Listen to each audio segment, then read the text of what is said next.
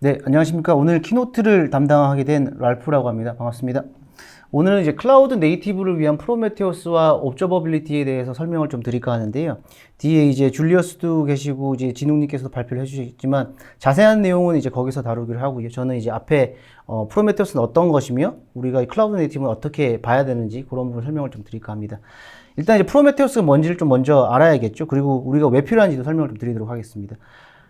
기본적으로 이제 프로메테우스라고 하면 클라우드 네이티브가 나오면서 조금 주목을 받게 됐고, 쿠버네티스를 관리하고 대응할 수 있는 그런 이제 모니터링 시스템으로서 조금 나왔는데, 거기에 대한 부분을 좀 설명드릴까 합니다.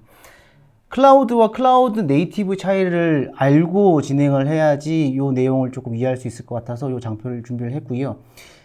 클라우드와 클라우드 네이티브는 그럼 어떤 게 다른지 좀 설명을 드리겠습니다. 기본적으로 클라우드라고 하면 하늘에 떠 있는 구름처럼 이게 어떤 위치에 있고 어떤 뭐 크기를 가지고 있고 어떤 뭐 양을 질량적인 부분을 가지고 있고 이런 걸 우리가 이제 몰라도 되죠. 그러니까 클라우드 컴퓨팅이라는 부분에서는 자원, 그러니까 자산, 물리적인 자산을 우리가 직접 가지고 있지 않고 그런 이제 뭐 서버라든지 스토리지 이런 걸 우리가 직접 가지고 있지 않고 어디엔가 있는 그런 자원을 사용을 해서 비즈니스, IT 비즈니스를 진행할 수 있게끔 만들어 놓은 그런 시스템, 그런 걸 추구하는 시스템이 이제 클라우드 컴퓨팅 시스템인데, 사실 지금 저희가 현재 가장 많이 쓰고 있는 뭐 IaaS 클라우드라든지 이제 아니면 플랫폼 쓰는 파스라든지 이런 클라우드가 어떤 위치에 있고 얼마만큼 양을 가지는지를 저희는 관리를 하고 있어요, 이미.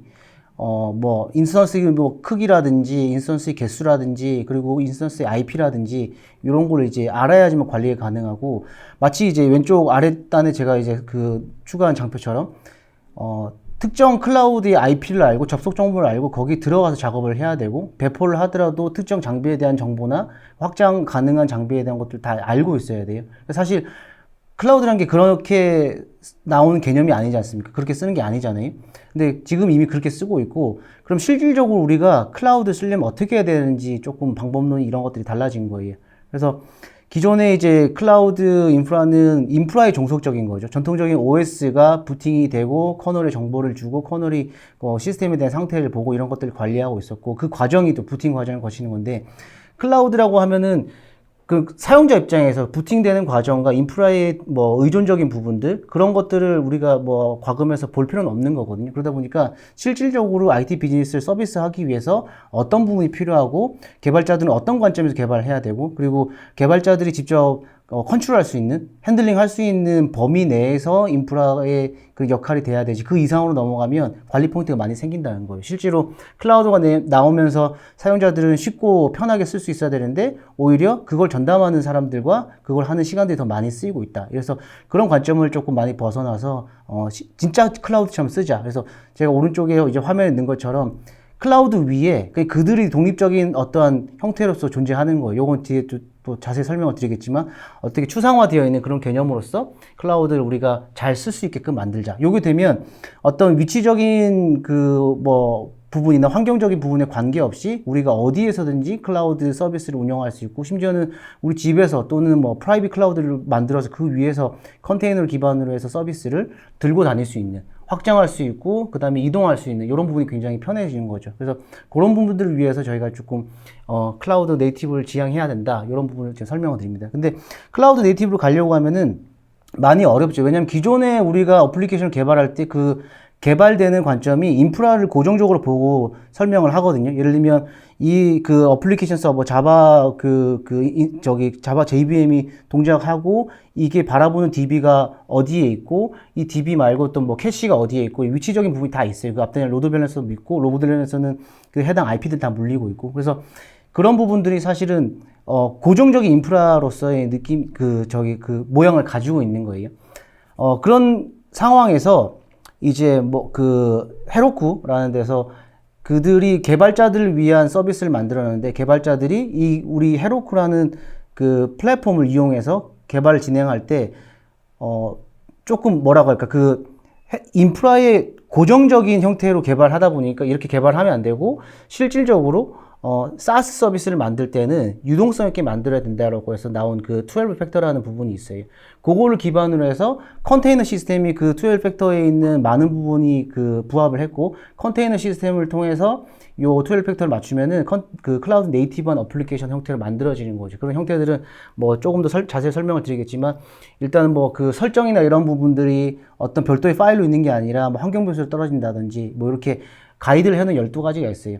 그걸 통해서 우리가 컨테이너를 이용하면은, 제가 여기도 잠깐 이제 설명을 드렸는데, 컨테이너를 통해서 이 그 서비스를 처리하는 프로세서가 운영이 되고, 이 컨테이너라고 하는 건 하나의 인프라지만, 인프라로서의 어떤 뭐 자원의 관리 이런 포인트가 아니라 이 해당 어플리케이션에 동작하기 위한 방향으로서의 프로세스 역할, 이런 것들을 많이 합니다. 그래서 컨테이너라고 해서 이걸 통해서 뭐 그 앱을 제작하면 전부 클라우드 네이티브 앱이 되는 건 아니고요.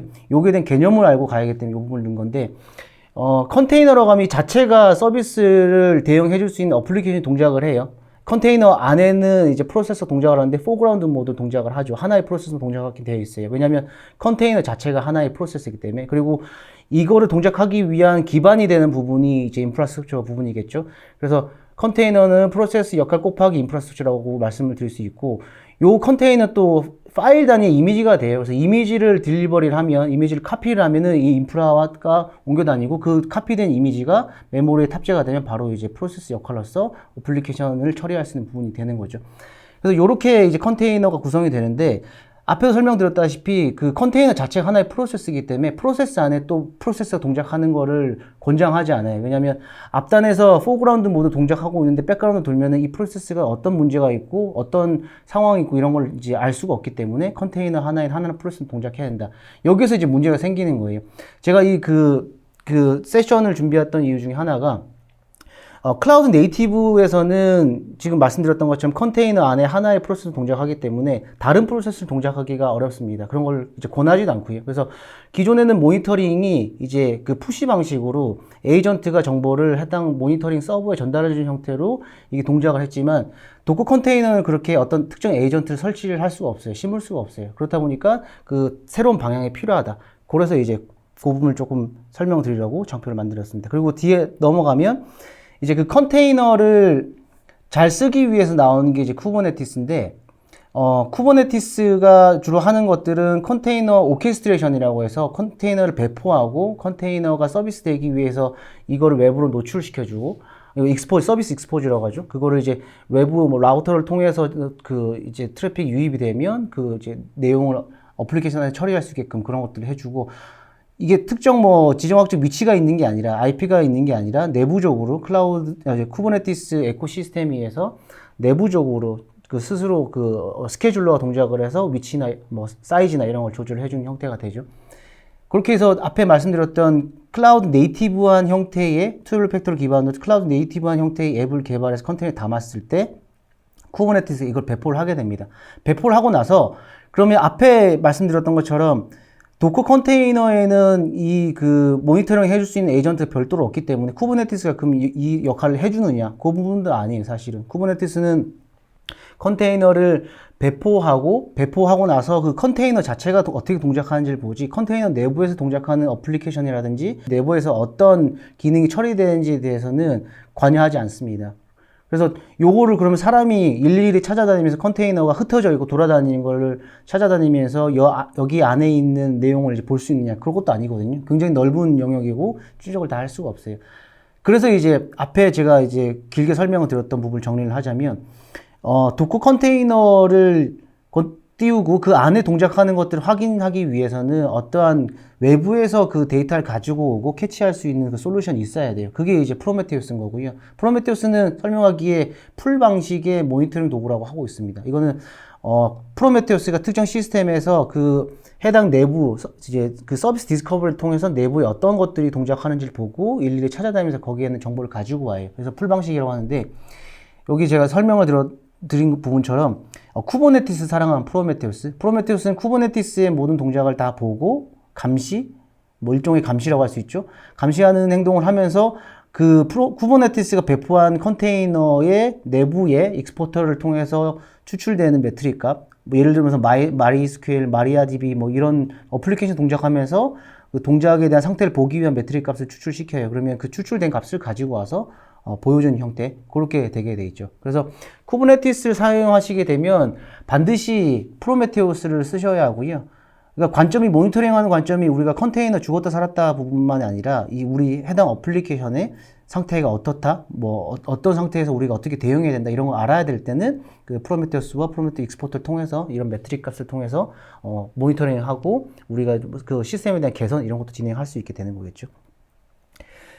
그러면 이제 그 프로메테우스는 그러면 완벽한가? 그런 부분을 또 다시 또 조금 다룰까 합니다.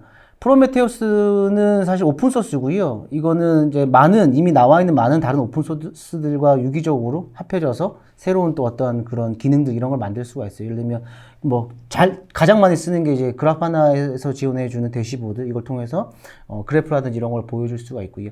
프로메테우스가 사실은 일종의 DB라고 볼 수도 있어요. 어떤 매트릭 값을 가지고 와서 보유하는 게 있는데, 리테인션 기간이라고 하죠. 보유 기간이 그렇게 길지는 않아요. 그렇다 보니까 이거를 외부에 있는 별도의 DB, 예를 들면 타임스케일 DB, 이렇게 시간 계열의 시계열 DB를 저장할 수 있는 공간, 이런 곳에 넣어두면 장기적으로 보관할 수 있는 부분도 생겨요. 그래서 리모트 라이트라는 기능을 통해서 외부에 이런 것들을 별도로 저장할 수 있게끔 그렇게 또 지원을 하고요.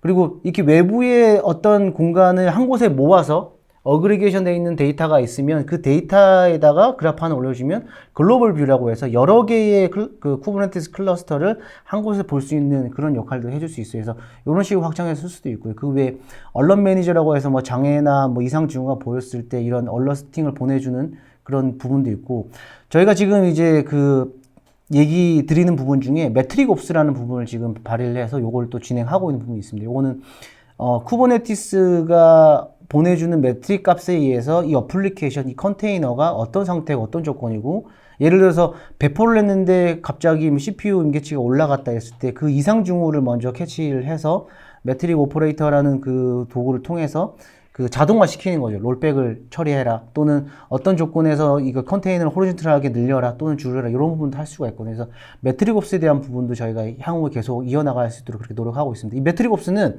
예전부터 이제 데브옵스 하면서 많이 나왔던 단어 중에 ML 옵스가 있어요. 머신러닝을 통해서 그 시스템이 어떤 상태로 갈 것이며 어떤 문제가 있을 것이라는 걸 미리 예측해서 대응할 수 있는 그런 시스템도 이어질 수 있게끔 우리가 이제 파이프라인을 만들어 놓은 부분이 있습니다. 그래서 이렇게 확장이 될 수 있다. 요거를 좀 간단하게 설명을 드리도록 하겠습니다. 앞에서 제가 설명을 많이 드렸는데 너무 좀 급하게 말씀드리고 짧게 말씀을 드려서 서두가 없을 수도 있어요.